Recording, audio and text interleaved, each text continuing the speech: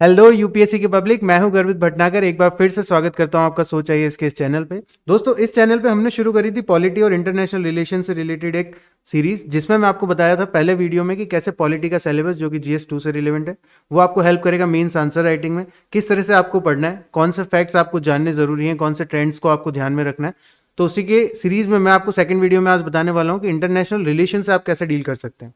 International relation जो भी GS 2 का एक पार्ट ही है, आपको बताना है इंटरनेशनल रिलेशन में रिसेंट ट्रेंड्स इसमें बहुत फॉलो करती है यूपीएससी, जैसा कि आपको पता है। तो ऐसे में आज सारा एस्पेक्ट हम कवर करेंगे इस वीडियो में कि इंटरनेशनल रिलेशन पे आप क्या चीजें पढ़ सकते हैं, क्या आपको आंसर राइटिंग में हेल्प करेगा, कौन से फैक्ट्स हो सकते हैं, कौन सी ऑर्गेनाइजेशन है जिनसे आपको डील करना है। देन पहले सबसे पहले पार्ट आता है आपका मोटिवेशन वाला। देखिए, स्वामी विवेकानंद जी ने कहा है, उठो जागो और तब तक ना रुको जब तक लक्ष्य की प्राप्ति ना हो। और आज इसी रिवोल्यूशन के लिए हम सब साथ हैं इस वीडियो में। और आज हम पढ़ने वाले हैं कैसे ये सारी चीजें आपको आईएएस के सीडी पार करा सकते हैं, जहां जिसके लिए आप कर्मठता से मेहनत कर रहे हैं, जिसके लिए आप दिन रात जाग रहे हैं, उस सीडी तक आपको कैसे पहुंचाया जा सकता है। तो इसी कोड के साथ शुरुआत करते हैं आज की वीडियो की। देखिए, सबसे पहले आता है इंडियाज इंटरनेशनल रिलेशन में। तो उसमें आपको सबसे पहले देखना है इंडिया इट्स नेबरहुड रिलेशंस, यानी कि जो इंडिया के पड़ोसी देश हैं। पड़ोसी देश में जैसे कि आपका आता है सबसे पहले, अगर आपको पता हो तो इंडिया के पड़ोसी देशों में सबसे इंपॉर्टेंट देशों में सबसे पहले अफगानिस्तान है, देन आपका बांग्लादेश है, स्क्रीन पे देखते जाइए, जब तक आपका भूटान है नेक्स्ट, और देन आपका नेपाल, म्यांमार, ऐसे करके जो भी नेबरहुड्स हैं सारे इंडिया के, इनके साथ इंडिया के कैसे रिलेशनशिप्स हैं, कैसे टाइज हैं, ये सारी कैसे इंडिया ने एक नेबरहुड पॉलिसी भी फॉलो करी है इनके लिए। मालदीव, श्रीलंका भी इसमें शामिल हो जाते हैं। और कैसे इंडिया देखता है कि फ्रेंडली और एक म्यूचुअल बेनिफिशियरी रिलेशन इन सबसे डेवलप करके रखे जाएं, ताकि इंडिया को फ्यूचर में इसके बेनिफिट्स, चाहे वो ट्रेड के माध्यम से हो, चाहे वो अलायंसेस के माध्यम से हो, ग्लोबल फॉरम्स पे जो उसके फायदे हो सकते हैं, ये सारी चीजें देखते हुए इंडिया इनसे कैसे रिलेशनशिप डेवलप कर सकता है। तो ये आता है आपका इंडिया नेबरहुड और इट्स रिलेशन की इस पोर्शन के अंदर आपको ये सारी चीजें कवर करनी है। देन आते हैं आपके bilateral, regional and global grouping के बारे में। तो बायलैटरल रीजनल यानी कि दो देशों के बीच में किस तरह से आप कह सकते हैं कि टाइज होते हैं, जैसे इंडिया यूएस की बात करें, ठीक है। देन अगर आप बात करें तो इंडिया रशिया की, तो ये दो देशों के बीच में कैसे टाइज हो सकते हैं, तो ये सारी चीजें आपको इस पोर्शन में कवर करनी है। ग्लोबल ग्रुपिंग्स हैं, कुछ एग्रीमेंट्स हैं, जैसे कि आप रशिया से बात करें तो इंडिया किस तरह से टेररिज्म में सपोर्ट ले रहा है, रशिया की हेल्प से इंडिया यहाँ पे न्यूक्लियर प्लांट्स डेवलप करने की जो प्लानिंग कर रहा है, ये सारी चीजें इस पोर्शन के अंदर आपको रिसेंट ट्रेंड्स के साथ पढ़नी है। देन बात करें effect of policies and politics of developed and developing countries on India's interest and Indian diaspora. देखिए, इंडियन डायस्पोरा वाला जो पार्ट है ना, ये तो सॉफ्ट पावर का हिस्सा आता है।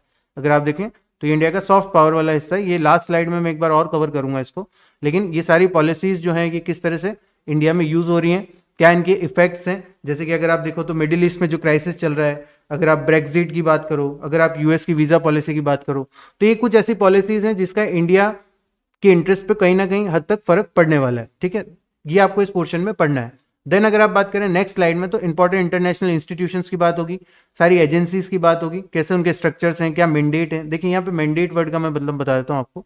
मैंडेट वर्ड का मतलब होता है कि आपने उनको चुनाव द्वारा, यानी कि उनको वोट्स के द्वारा चुना है, और अब वो कोई भी अधिनियम या कोई रूल्स रेगुलेशन अगर जारी कर रहे हैं, ये इंटरनेशनल फॉरम्स की बात हो रही है, तो वो सारे देशों के लिए मान्य होना चाहिए। तो ये सारी चीजें मैंडेट के अंदर आती है। तो इसमें बहुत सारे इंपॉर्टेंट आपकी इंटरनेशनल इंस्टीट्यूशन हैं, जिसमें ब्रिक्स आता है, ठीक है, मैं यहाँ पे मेंशन कर देता हूँ, जिसमें आपका ब्रिक्स आता है, सॉरी, देन एशियन आता है। देन नेक्स्ट अगर आप बात करें तो इसी के अंदर आपका यूएन आ जाएगा,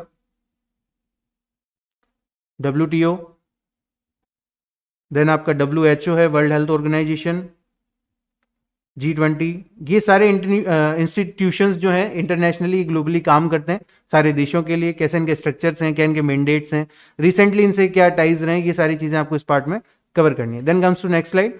ये मैंने आपको बताया कि वो तो एक जनरल, मैंने आपको ये सिलेबस यहाँ पे बताया था फर्स्ट स्लाइड में कि ये आपको कहीं भी मिल जाएगा। मैंने पहले भी आपको जब सिलेबस डिस्कस किया था पॉलिटी का, तो मैंने बताया था कि इस तरह के आप डिजाइन में या इस तरह के स्ट्रक्चर में आपको सिलेबस गूगल पे कहीं पे भी अवेलेबल हो जाएगा। लेकिन जो इसका डीप मीनिंग है या इसका आप डेप्थ, कितना डेप्थ में आपको जाना है, वो अब मैं स्लाइड में आगे डिस्कस करने वाला हूँ। ओवरऑल अगर आप देखा जाए तो ये सिलेबस इतना ही जितना आपको स्लाइड में दिख रहा है, लेकिन अगर अपन इसको एक्सपांड करेंगे अभी और थोड़ा सा, तो आपको पता चलेगा कि इसमें कौन सी चीजें डिटेल में और हमें बतानी है। देन अगर नेक्स्ट स्लाइड में सबसे पहले शुरू करें, तो जो मैंने आपको मेंशन करे थे कि इंडिया और उसके नेबरहुड से कैसे रिलेशन होने चाहिए, तो सबसे पहले यहाँ बात आती है इंडिया की रिलेशन चाइना के साथ में। तो अगर आप बात करें तो चाइना जो है, जो कि इंडिया के सेकंड लार्जेस्ट ट्रेडिंग पार्टनर है, सेकंड लार्जेस्ट ट्रेडिंग पार्टनर अगर चाइना की बात करें तो, देन चाइना से हमारे अगर आप बात करें तो ये हमारा एक्सटर्नल राइवल भी है, एक दुश्मनी भी है इस देश के साथ में। 1962 में हमने एक वॉर भी लड़ी है चाइना के साथ में। तो इन सारी चीज़ों को लेकर के, ये सारे क्रक्स को लेकर के आपको चाइना और इंडिया के रिलेशन एक्सप्लेन करने, एक अच्छा खासा आपके पास लेंदी आंसर इस पे होना चाहिए। खास करके चाइना, पाकिस्तान, बांग्लादेश, इनको लेकर के तो आपके पास अच्छा खासा कंटेंट होना चाहिए। देन अगर आप बात करें तो पाकिस्तान के साथ, तो पाकिस्तान के साथ क्या मेजर चीज़ें हैं पाकिस्तान के लिए अगर आप बात करें तो एक हमारा टेरिटोरियल डिस्प्यूट तो रहता है, ये मेजर टेरिटोरियल डिस्प्यूट जो कि कश्मीर से रिलेटेड होता है। जस्ट अ मिनट, मैं बात कर रहा था कि मेजर जो टेरिटोरियल डिस्प्यूट हमारे होते हैं कश्मीर से रिलेटेड पाकिस्तान के साथ हैं, या अगर आप बात करें तो टेररिज्म को लेकर के जो प्रॉब्लम है इंडिया एंड पाकिस्तान के बीच में, ये सारी चीज़ें मेजरली इंडिया और पाकिस्तान के रिलेशन को कहीं ना कहीं बिगाड़ रही हैं पिछले कुछ समय से। देन अगर म्यांमार में एक चीज़ बात करें तो म्यांमार के रिलेशन में जो आपका सिटवे पोर्ट है, रिसेंटली म्यांमार के साथ जो सिटवे पोर्ट है, जो कि दोनों देशों ने मिलकर, म्यांमार और भारत ने मिलकर इसका अभी इनॉग्रेशन किया रिसेंटली।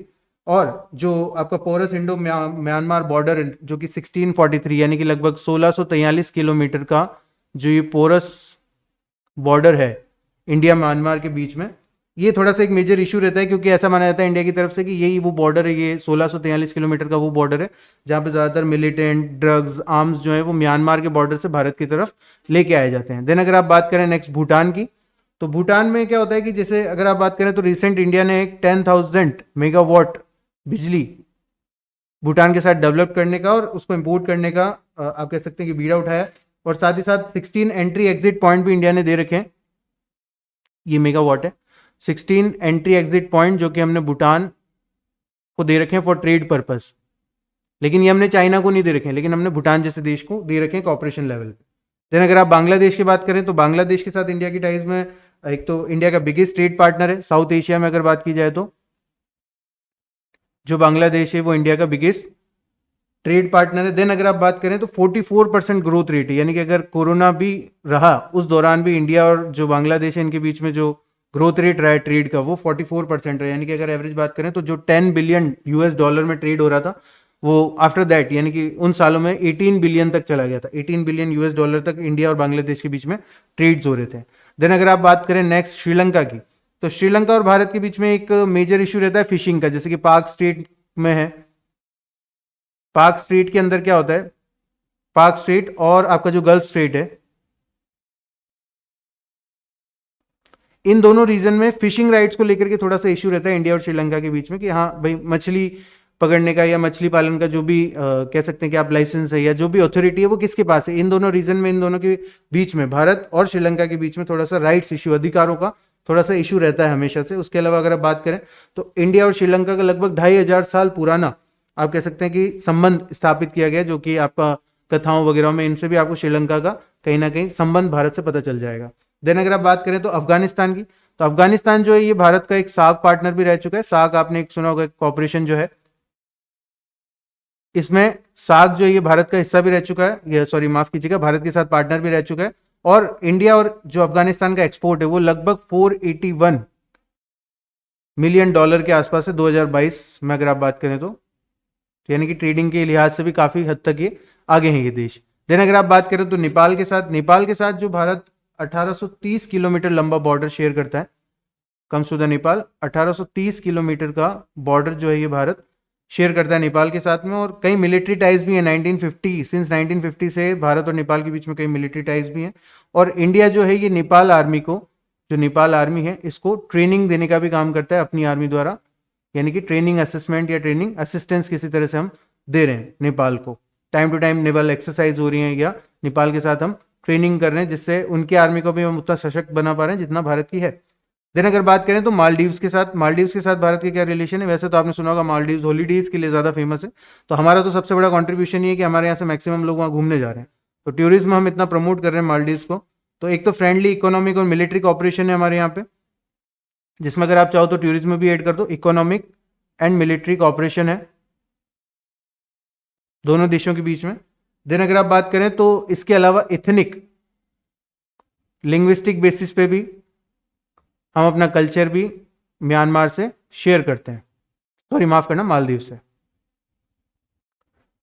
से आप कल्चर, लिंग्विस्टिक, इथनिक बेसिस पे तो शेयर कर ही रहे हैं चीजें, और साथ ही साथ आप इकोनॉमिक और मिलिट्री कॉपरेशन भी मालदीव्स को दे रहे हैं, जो कि भारत के लिए एज ए नेबरहुड पॉलिसी थोड़ा सा बेनिफिशियरी है। तो ये सारे देशों के साथ मैंने आपको कुछ जनरल ट्रेंड्स बताए रिसेंट, और भी बहुत सारी चीज़ें आपको डिटेल में मिलेगी। तो ये सारी चीज़ें आपको देखने मिलेगी कि इन देशों के साथ भारत के टाइज कैसे रहे पिछले कुछ समय में। Then comes to the next slide, तो उसमें होता है बायलैटरल, रीजनल और ग्लोबल ग्रुपिंग्स के बारे में।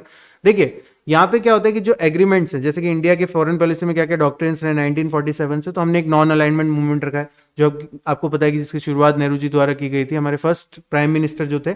तो नॉन अलाइनमेंट मूवमेंट जो था पूरी तरह से कि कोल्ड वॉर में हम किसी भी देश का, कोल्ड वॉर चल रही थी जो कि आपको पता है बिटवीन यूएस एंड यूएसएसआर, तो उसमें हम किसी भी एक देश का समर्थन नहीं करेंगे। ये हमारा नॉन अलाइनमेंट मूवमेंट का आप कह सकते हैं कि मेजर रिजल्ट था। देन अगर न्यूक्लियर डॉक्ट्रिन की बात की जाए तो किस तरह से न्यूक्लियर टाइज रहेंगे भारत के, न्यूक्लियर पॉलिसीज कैसे रहेंगी भारत की, गुजराल डॉक्ट्रिन जो थी एक मेजर, जो कि हमारे इंद्र कुमार गुजराल जो कि 1 साल के लिए प्राइम मिनिस्टर रहे भारत के, और बाद में 2012 में लंग्स इन्फेक्शन की वजह से उनकी डेथ हो गई। तो ऐसे में इंद्र कुमार गुजराल ने जो गुजराल डॉक्ट्रिन दी, ये अभी भी मेजर माना जाता है कि मेजर इंडिया की जो फॉरेन पॉलिसी है उसका बड़ा पार्ट है। ये आज भी गुजराल डॉक्ट्रिन जो है उसको फॉलो करता है इंडिया, ठीक है, मेजर फॉरेन पॉलिसी का अभी भी हिस्सा है ये। देन अगर बात करें look east to act east policy, जो कि लुक ईस्ट पॉलिसी आपकी पीवी नरसिम्हा राव द्वारा शुरू की गई थी, जो हमारे प्राइम मिनिस्टर रह चुके हैं, उन्होंने ऑलमोस्ट 90s के टाइम पे ये पॉलिसी शुरू करी थी, जिसको बाद में मोदी जी ने बदल के एक्ट ईस्ट पॉलिसी कर दिया था। और देन आती है आपकी थिंक वेस्ट पॉलिसी, जिसमें हमें वेस्टर्न देशों की तरफ भी देखना है, ताकि हमारे ग्लोबल जो या हम नए इंटरनेशनल इकोनॉमिक ऑर्डर का साथ पकड़ सकें, या ग्लोबली या ट्रेड जो है हमारे उसको और थोड़ा सा बेनिफिशियरी बना सकें। तो इसके लिए हम थिंक वेस्ट पॉलिसी की तरफ भी ध्यान दे रहे हैं। जस्ट अ मिनट, या देन देखिए, अब बायलैटरल रिलेशंस की बात होती है, यानी कि दो देशों के बीच में संबंध स्थापित करने की जब बात आएगी, तो हमने मेजर पावर्स जैसे कि यूएसए है आपका, यूएसए, रशिया, जापान, इनके साथ हमारे कैसे रहे। जापान के साथ तो आपको पता है भारत के टेक्नोलॉजिकल अलायंसेज रहे काफी टाइम से, कैसे टेक्नोलॉजिकल असिस्टेंस भी जापान भारत को प्रोवाइड करा रहा है। कुछ सेंट्रल एशियन कंट्रीज की बात करेंगे यहाँ पे, सेंट्रल एशियन कंट्रीज जैसे कि आपकी अगर यहाँ मेंशन कर दूं मैं तो कजाकिस्तान है, उसके अलावा आपका किर्गिस्तान है, देन उज्बेकिस्तान, सॉरी हाँ उज्बेकिस्तान। इन देशों की बात करें तो ये सेंट्रल एशियन कंट्रीज जिनके साथ भारत के कैसे टाइज रहे, ये भी आपको देखने पड़ेंगे एक बार। उसके अलावा वेस्ट एशियन कंट्रीज की बात करें तो वेस्ट एशियन कंट्रीज में जैसे कि आपका बहरीन है, देन आपका आता है इराक, देन जॉर्डन। ये कुछ ऐसे देश हैं जो कि वेस्ट एशियन कंट्री का पार्ट है। उसके अलावा कुवैत, ओमान, ये सारे कतर वगैरह जो देश हैं वेस्ट एशियन कंट्रीज, जो भारत के साथ कैसे टाइज रहे हैं, क्या ग्लोबल ट्रेड्स रहे हैं, क्या मतलब आप कह सकते हैं कि इनके बीच में कैसा व्यापार रहा है, कैसे संबंध रहे, ये सारी चीजें आपको इसके अंदर देखनी है। देन आता है अफ्रीकन कंट्रीज का पार्ट, देन उसके बाद ऑस्ट्रेलिया, न्यूजीलैंड, ये तो आपको पता ही है नोन कंट्रीज हैं ये। उसके अलावा यूरोपियन यूनियन है, यूरोपियन कंट्रीज हैं, इनके साथ कैसा, यूरोपियन यूनियन की अगर आप बात करें तो पिछले कुछ समय से ये संगठन भारत के साथ व्यापार में काफी अच्छे रिश्ते स्थापित कर रहा है। तो ऐसे में ये भी आपको देखना है कि कैसा कितना ट्रेड भारत इनके साथ कर रहा है एनुअली, ये सारी चीजें आपको थोड़ा सा बाय डिटेल ध्यान होनी चाहिए। देन अगर लैटिन अमेरिकन कंट्रीज की बात करें तो इनके साथ कैसे भारत के संबंध है। देखिए लैटिन अमेरिकन कंट्रीज, जिसमें लैटिन अमेरिकन कंट्रीज का पार्ट आते हैं जैसे कि आपका मैक्सिको हो गया, देन आपका बोलीविया, ब्राजील, क्यूबा, ये कुछ ऐसे देश हैं जो लैटिन अमेरिकन कंट्रीज का पार्ट है। तो ये इन देशों के साथ भारत के कैसे संबंध है, ये भी आपको गौर थोड़ा सा फरमाना पड़ेगा इस पे भी। उसके अलावा पैसिफिक कंट्रीज की बात करें तो पैसिफिक कंट्रीज में आपका समोआ आता है, जस्ट मिनट, समोआ,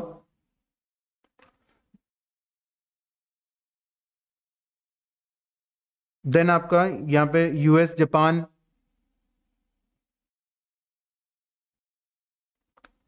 चिले, इन देशों के साथ भारत के कैसे संबंध स्थापित हुए, ये भी आपको इस पार्ट में देखना पड़ेगा। Then comes to the next slide. I hope यहाँ पे ये जो देशों के नाम मैंने आपको बताया, इससे और भी ज्यादा कंट्रीज हैं, इनके साथ जस्ट एक बार आपको थोड़ा थोड़ा टाइट देखना पड़ेगा कि कैसे टाइज हैं भारत के, और पिछले कुछ सालों के ट्रेंड्स आपको थोड़े से नजर में रखने पड़ेंगे कि पिछले 2 3 4 सालों में कौन से फॉरम पे ये देश मिले हैं, किससे हमें को किस तरह का कॉपरेशन मिला है, ये सारी चीजें आपको थोड़ा सा नजर में रखनी है। देन अगर आप रीजनल एंड ग्लोबल ग्रुपिंग्स की बात करें तो उसमें ये कुछ फॉरम्स आते हैं जिसमें आपको मेजरली ये तो पढ़नी है, सार्क हो गया, ब्रिक्स हो गया, जैसे कि आपका एक आपका दिन आता है नेक्स्ट बीबीआईएन।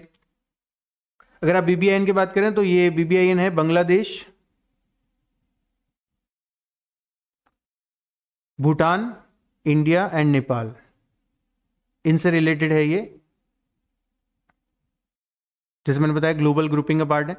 उसके अलावा बिम्स्टेक आपको पता ही होगा। आईबीएसए जो आपने देखा ये इंडिया ब्राजील से रिलेटेड है, इंडिया ब्राजील। ये कुछ नेम ऐसे हैं जो मेजरली आपको सुनने नहीं मिलते हैं, तो मैं आपको थोड़ा सा डिटेल में बता रहा हूँ कि ये किन के बारे में बात हो रही है। ये साउथ अफ्रीका की बात हो रही है नेक्स्ट यहाँ पे। तो अगर हम आईबीएसए की बात करें तो उसमें इंडिया, ब्राजील और साउथ अफ्रीका आ जाएगा। देन आता है आपका एशियंस, इंडिया अफ्रीका फोरम जो है, एससीओ जो है आपका, संघाई कोऑपरेशन ऑर्गेनाइजेशन। उसके अलावा अशगाबाद जो एग्रीमेंट है आपका, अशगाबाद एग्रीमेंट क्या था? ये ट्रांसपोर्ट कॉरिडोर था सेंट्रल एशिया और पर्शियन गल्फ के बीच में। एक ट्रांसपोर्ट कॉरिडोर बनाया गया था फॉर ट्रेड और ट्रांसपोर्ट कॉरिडोर था किसके बीच में? Between central Asia and Persian gulf, central Asia and Persian gulf, इनके बीच में trade and transport corridor type बनाया गया था, जो कि गुड्स एंड सर्विसेज वगैरह को एक जगह से दूसरी जगह ले जाने के लिए ये एग्रीमेंट उस बारे में था। Then comes to FIPIC. FIPIC जो है ये आपका फॉरम है, एक इंडिया फॉरम है, Indian forum, Indian forum for Pacific island corporations.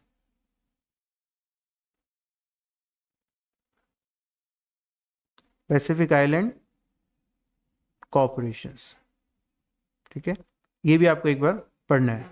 Then comes to IORARC, ये जो होने वाला आपका इंडियन ओशियन से related, Indian ocean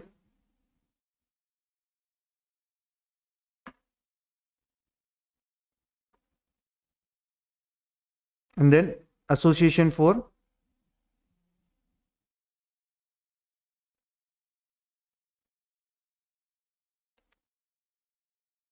regional corporation. Then Mekong Ganga corporation हुआ था आपका। मेकोंग गंगा कॉर्पोरेशन जो था टूरिज्म, कल्चर और एजुकेशन, ट्रांसपोर्ट, ये चीजें किस तरह से प्रमोट की जाए, तो ये मेकोंग गंगा कॉर्पोरेशन का ये पार्ट था। देन अगर आप बात करें तो रेजिना डायलॉग जो था,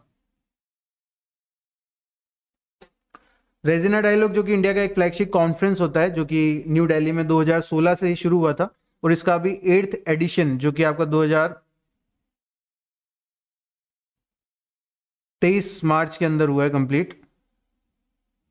हर साल न्यू दिल्ली में ही हो रहा है ये एक तरह से आप कह सकते हैं कि रेजिना डायलॉग जो होते हैं ना, ये बताते हैं आपको कि किस तरह से स्ट्रेटेजी बनाई जानी चाहिए हमारी फॉरेन पॉलिसीज को लेकर के।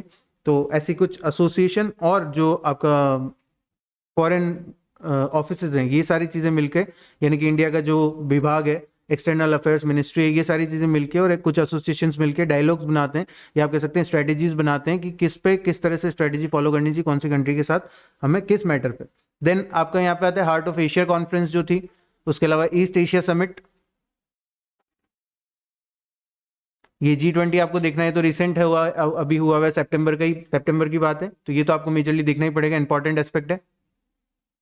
देन एशियन डेवलपमेंट बैंक्स के बारे में नेशनल सिक्योरिटी समिट जो होती है, आपको ये समिट्स जो है ना, ये मेजरली देखनी कि लास्ट समिट जो है, लास्ट 1 या 2 समिट कहाँ पे हुई है और नेक्स्ट समिट कहाँ पे होने वाली है, ठीक है। तो ये सारी 3 पॉइंटर्स में आपको याद हो जाएंगे, लगभग हेडक्वार्टर्स को देखना है आपको, ठीक है। समिट फाउंड कब हुई थी ये देखना है, लास्ट लेटेस्ट समिट क्या हुई थी, उसका मेजर एम क्या था, ये सारी चीजें आपको नजर में रखनी है। अगर न्यूक्लियर एक्सपोर्ट की बात करें, multilateral nuclear export regulatory regimes बने, वसेनार बना किस तरह से कि इंडिया ने ज्वाइन 2017 के अंदर इंडिया ने इसको ज्वाइन किया था वेसेनार को, ये याद रखना, ये इंपॉर्टेंट हो सकता है।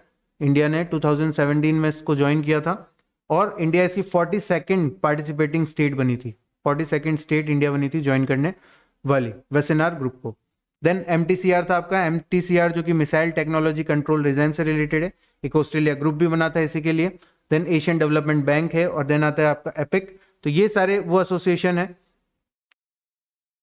पेट्रोलियम एक्सपोर्ट कंट्रीज की बात हो रही है यहाँ पे, तो ये सारे वो एसोसिएशन है जो आपको ग्लोबल ग्रुपिंग्स हैं जो कि आपको पढ़नी है इस एस्पेक्ट से कि इनके मेजर हेडक्वार्टर्स कहाँ है, मेजर समिट्स कहाँ हुई हैं, लास्ट मुलाकातें इन फोरम्स की कहाँ पे हुई है, किस देश में हुई है, अगली कहाँ होने वाली है, ये सारी चीजें आपको इस एस्पेक्ट से पढ़नी है। Then comes to next slide, affect of policies and politics of developed and developing countries on India's interest. देखिए ये इनिशिएटिव जो है, ये one belt one road initiative, ये इंपॉर्टेंट हो जाएगा एस्पेक्ट, जो कि चाइना ने शुरू किया था। किस तरह से चाइना अपना हक जिताने के लिए, ठीक है, one belt one road initiative जो उसने चालू किया है, कि वो कई देशों के साथ में लगभग उसने जो बड़े बड़े टाइज जिन देशों के साथ हैं उन देशों के साथ मिलकर के उसने ये बेल्ट इनिशिएटिव, रोड इनिशिएटिव शुरू किया है। रूट्स बनाने का काम, जिससे वो मेजर कंट्रीज को कनेक्ट कर सकता है अपने से। Then international north south transport corridor की बात करें, ग्लोबल ट्रेड वॉर की बात हो, ग्लोबल करेंसी वॉर हो, तो कैसे global currency war between the मतलब डॉलर वर्सेस ऑल चल रहा है ये, कि कैसे अभी इंडिया ने रिसेंटली अगर आपने देखा हो तो रशिया ने इंडियन रुपीस को मान्यता दी है कि हम उसमें ट्रेड कर सकते हैं रशिया के साथ में। तो वो वाला एस्पेक्ट आपको थोड़ा सा ध्यान रखना है। ट्रेड वॉर जैसे कि देख रहे हैं आप कि कैसे हम न्यू इंटरनेशनल इकोनॉमिक ऑर्डर का पार्ट बनना चाहती है मेजर कंट्रीज अब, क्योंकि पहले डेवलप्ड नेशन इसका हिस्सा थे, देन अब डेवलपिंग नेशन भी इसका हिस्सा बनना चाहते हैं। तो NIEO जो है ये किस तरह से वर्क करेगी, यानी कि हम कैसे मैक्सिमम देश जो है वो इसका हिस्सा बन सकते हैं। तो ये भी एक ट्रेड वॉर चालू है देशों के बीच में।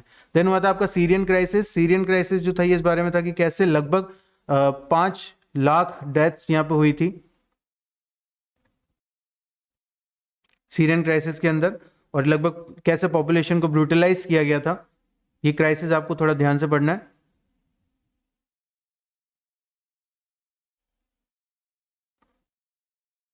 और अभी अगर इनके हेल्पिंग मेंबर्स की बात करें तो सीरियन क्राइसिस को हेल्प करने वालों में EU और इसके मेंबर्स आते हैं मेजरली, यानी कि यूरोपियन यूनियन और इसके जो मेंबर्स हैं ये काफी सपोर्ट दिखा रहे हैं सीरियन क्राइसिस के अंदर लोगों के लिए, वहां की जनता के लिए। देन यूएन के क्या रिफॉर्म्स थे, यूएन के जो रिफॉर्म्स थे ये दो बेसिस पे, सॉरी माफ करना, दो बेसिस पे हुए थे, जुरिसडिक्शन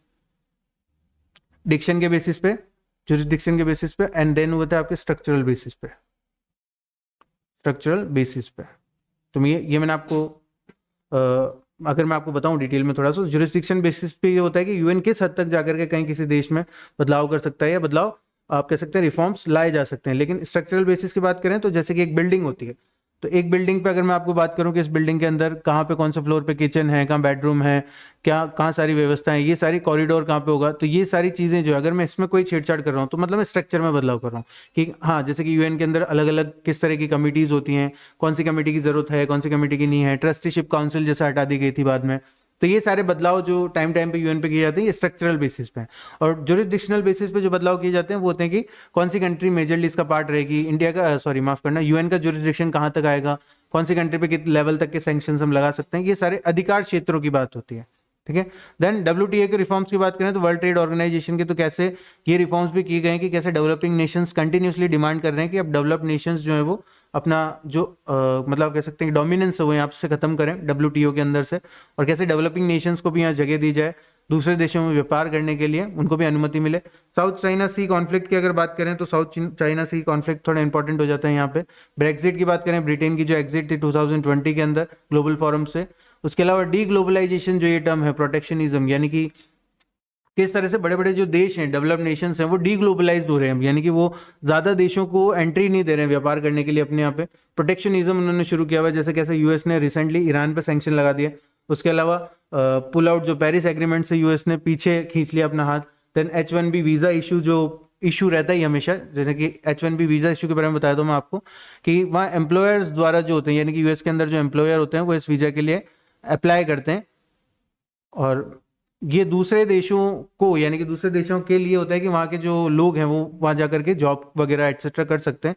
तो ये वीज़ा जो है ना बड़ा इंपॉर्टेंट माना जाता है, क्योंकि इसके लिए बहुत सारे लोग हर साल अप्लाई करते हैं, और यूएस की तरफ से कई लोगों द्वारा, यानी कि कई लोगों को तो रिजेक्ट ही कर दिया जाता है। मान के चलिए कि बहुत ही फ्यू नंबर्स में वीज़ा अलॉट होता है, ठीक है, और बहुत ही स्ट्रॉन्ग रीजंस के साथ अलॉट होता है। तो ऐसे में ये H1B वीज़ा इशू जो चल रहा है, जिसके तहत यूएस मैक्सिमम लोगों को आप कह सकते हैं कि अपोज कर रहा है कि वो आकर के काम ना करें, ताकि वहां की जनता को बराबर रिसोर्सेज मिलते रहे। तो ये कुछ ऐसी चीजें जिसको लेकर के ये डी ग्लोबलाइजेशन और प्रोटेक्शनिज्म को प्रमोट कर रहे हैं यूएस जैसे देश जो कि डेवलप्ड नेशंस है।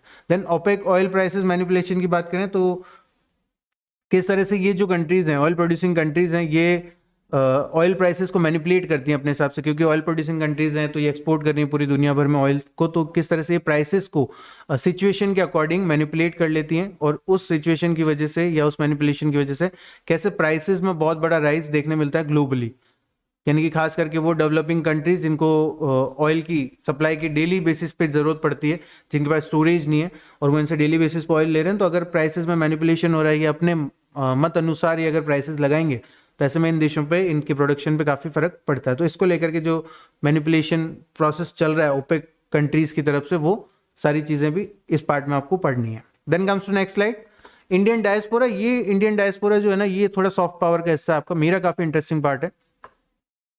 सॉफ्ट पावर का मतलब है कि कैसे हमारी जनरेशन, यानी कि हमारे जनरेशन या हमारी जो पॉपुलेशन ये दूसरे जगह जाकर के या दूसरे देशों में जाके काम कर रही है, तो वो वहां पे कितना पावर होल्ड कर रही है, यानी कि हम किस देश को कैसे झुका सकते हैं इस मामले में कि भाई हमारी मैक्सिमम पॉपुलेशन जैसे यूएस के अंदर है, वहां पे वर्किंग पॉपुलेशन भी हमारी, यानी कि प्रोडक्टिव पॉपुलेशन हम वहाँ भेज रहे हैं। तो ऐसे में यूएस जो है अगर कोई भी मेजर डिसीजन लेगा इंडिया के खिलाफ, तो उसको ये सोचना पड़ेगा कि उनके यहाँ जो इंडियन कम्युनिटी है उनका क्या रिएक्शन इस पे होगा। तो ये इंडियन डायस्पोरा जो है ये मेजरली सॉफ्ट पावर का काम करता है भारत के लिए।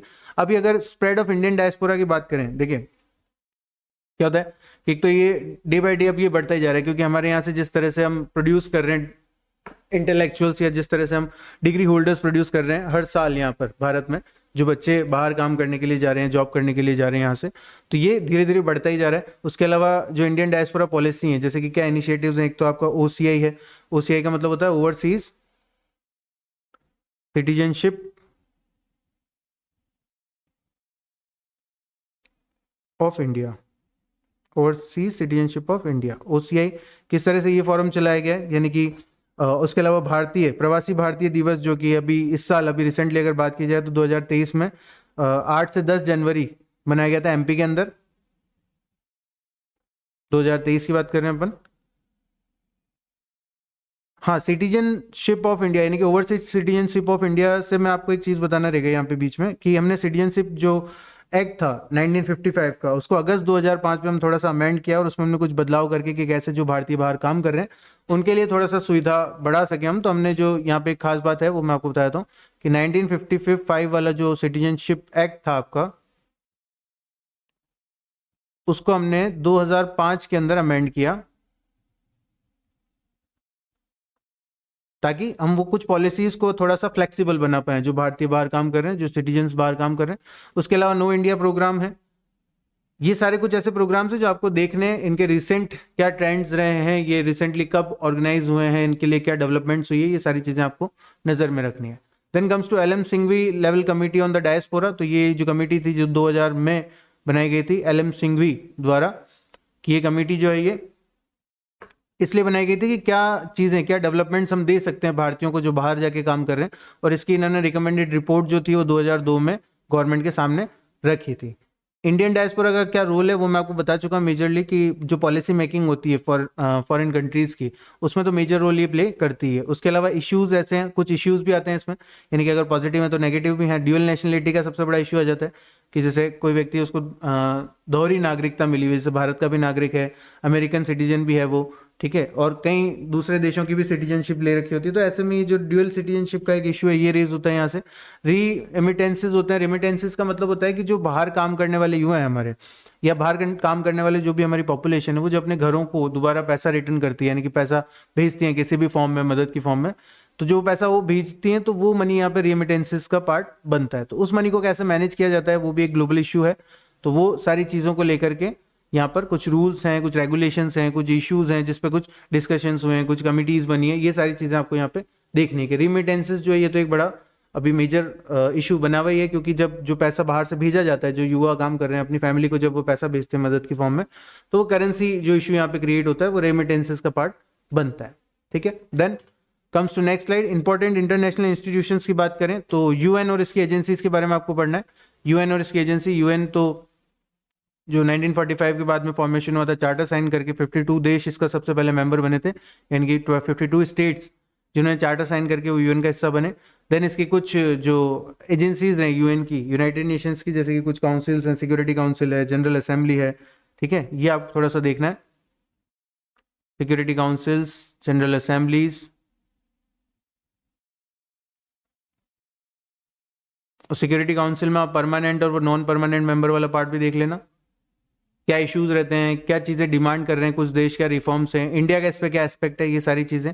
ट्रस्टीशिप काउंसिल किस तरह से हटा दी गई थी। ट्रस्टीशिप काउंसिल एक्चुअली बनाई गई थी कि जो देश अभी भी इंपीरियलिज्म का हिस्सा बने हुए हैं, यानी कि उनको किसी देशों ने कब्जा कर रखा है, उनकी सॉवरेनिटी पे अभी भी खतरा है, तो उन देशों को बैलेंस करने के लिए, उनको कॉपरेट करने के लिए ट्रस्टीशिप काउंसिल बनाई गई थी। लेकिन जब देखा गया आफ्टर 1990s तो काफ़ी देश जो थे वो अब आज़ाद हो चुके थे, अपनी ज़िंदगी खुद जी रहे थे, तो ऐसे में ट्रस्टीशिप काउंसिल की कोई रिक्वायरमेंट दिखी नहीं, ज़रूरत पड़ी नहीं, तो इसको भंग कर दिया गया था बाद में। तो ऐसे करके कुछ एजेंसीज आपको यहाँ पे देखनी है यूएन की। देन आपकी वर्ल्ड ट्रेड ऑर्गेनाइजेशन की बात की जाए तो किस तरह से ट्रेड बैरियर्स वगैरह एटसेट्रा को मैनेज करती है, कि कोई भी देश किसी तरह का बैरियर ना लगा पाए ट्रेड पे, ठीक है, कोई कस्टम ड्यूटी बढ़ा देना हो गया समथिंग, तो इन चीज़ों को रेगुलेट करना देखना ये भी WTO का पार्ट होता है। Then comes to World Bank. तो वर्ल्ड बैंक जो होता है, जो आपको पता ही है कि ये बनाया गया है कई देशों के कॉपरेशन से वर्ल्ड बैंक बनाया गया, जो कि आपको आर्थिक सहायता के लिए गया, किसी इमरजेंसी के टाइम पे या किसी गवर्नमेंट फेलियर के टाइम पे वर्ल्ड बैंक जो होता है आर्थिक सहायता या आर्थिक मदद प्रोवाइड करता है ऐसे देशों को जिनको उस समय पैसे की खासी जरूरत होती है, ठीक है। Then comes to IMF, international monetary fund. ये भी वही सेम वर्क है IMF का, ये मॉनेटरी फंड यानी कि इमरजेंसी फंड्स जो है ये रिलीज करता है during time of disaster, during the time of any mismanagement, during the time of any government failure. तो ऐसी टाइम पे जब किसी देश को फंड की जरूरत होती है या किसी तरह की आपदा ही होती है तो IMF भी इस चीजों में कॉपरेट करता है देशों को। देन वर्ल्ड इकोनॉमिक फोरम, जो मैंने आपको बताया था, न्यू इंटरनेशनल इकोनॉमिक ऑर्डर जो है अभी वो डिमांडेड है कि कई डेवलपिंग नेशन जो है वो इसका हिस्सा बनना चाहते हैं NIEO का। तो वो डेवलपिंग नेशंस कैसे ग्रोथ यानी कि जो इसके आप कह सकते हैं कि जो क्रॉस लाइन है, जो मिनिमम उनको क्राइटेरिया चाहिए वो कैसे फुलफिल करने में लगे हुए ताकि वर्ल्ड इकोनॉमिक फोरम का हिस्सा बन पाए और ग्लोबल ट्रेड प्रमोट कर पाए, वो भी अपने यहाँ पे वो सारी डेवलपमेंट्स देख पाए। देन कॉमनवेल्थ ऑफ नेशंस की बात करें तो कॉमनवेल्थ ऑफ नेशन भी एक फोरम है जिसमें 54 मेंबर्स हैं, जिसमें UK भी अभी इसका पार्ट है। तो ये कैसे ऐसी पॉलिसीज पे काम करते हैं जो कि वेलफेयर ऑफ ऑल हो, तो ऐसे में ये 54 मेंबर्स विद UK भी इसका पार्ट है। और कॉमनवेल्थ ऑफ नेशन भी जो आप कह सकते हैं कि एक फॉरम बना हुआ है, उसके बारे में थोड़ी सी आपको डिटेल्स पढ़नी है। यहाँ तक जो आपका सिलेबस वाला पार्ट है इंटरनेशनल ऑर्गेनाइजेशन का वो कंप्लीट होता है। And thank you for watching this video. मैं आपके साथ बना रहूँगा और हर वीक एक वीडियो 2 वीडियो जो भी मेरे लिए पॉसिबल होगा मैं आपके लिए पोस्ट करूंगा इसी सब्जेक्ट से रिलेवेंट। मैं आपको कोशिश करूंगा कि सारा सिलेबस मैं आपको थोरोली प्रोवाइड करा पाऊँ और ऐसे में ये सारी चीज़ें आपको हेल्प करेगी मेंस आंसर राइटिंग में। तो थैंक यू मेरे साथ बने रहने के लिए इस वीडियो में।